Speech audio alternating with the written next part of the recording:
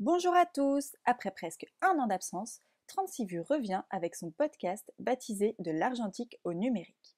Ce nouvel épisode est consacré au Nikon D700 sorti en juillet 2008 et appartenant à la série des boîtiers professionnels de la firme japonaise. Il faut savoir que les boîtiers du D700 et du D300 sont très semblables. De plus, vous pouvez remarquer qu'avec son grip, il ressemble au D3. Cependant, attention au poids. En combinant boîtier, poignée et objectif, on peut atteindre pas moins de 2 kg. Le D700 est fait d'un alliage de magnésium résistant à l'humidité et étanche à la poussière.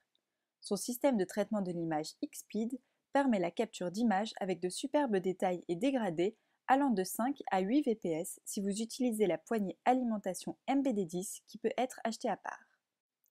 Vous devez aussi savoir que le D700 possède une unité de nettoyage automatique pour l'élimination de la poussière sur son capteur. Cette caractéristique s'est largement démocratisée ces dernières années sur les réflexes, y compris les entrées de gamme, comme vous avez pu certainement le constater sur notre podcast du D3100.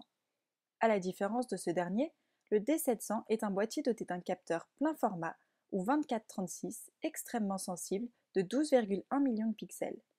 Il offre une plage de sensibilité allant de 200 à 6400 ISO.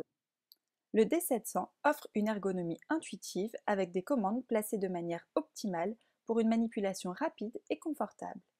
À gauche, tout d'abord, vous remarquerez la présence de 3 boutons WB, ISO et Qual, avec en dessous une molette de sélection des différents modes de déclenchement. À droite, en dessous du déclencheur, vous pouvez choisir aisément le modèle d'exposition et changer l'ouverture et la vitesse d'obturation via 2 molettes. Le boîtier adopte un viseur de forme circulaire style hublot, tout comme le D3. Que dire de plus, sinon qu'il est vraiment confortable.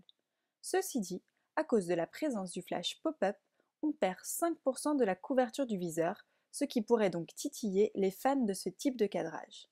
Que rajouter d'autre sinon que le mode Live View avec autofocus permet la composition d'images en utilisant le moniteur ACL 3 pouces de 920 000 pixels. Niveau connectique maintenant, le D700 possède une interface de sortie vidéo HDMI qui permet la connexion à des systèmes vidéo haute définition. Outre les connectiques traditionnels, Nikon peut offrir la prise en charge de réseaux sans fil et Ethernet via le système de communication optionnel WT4.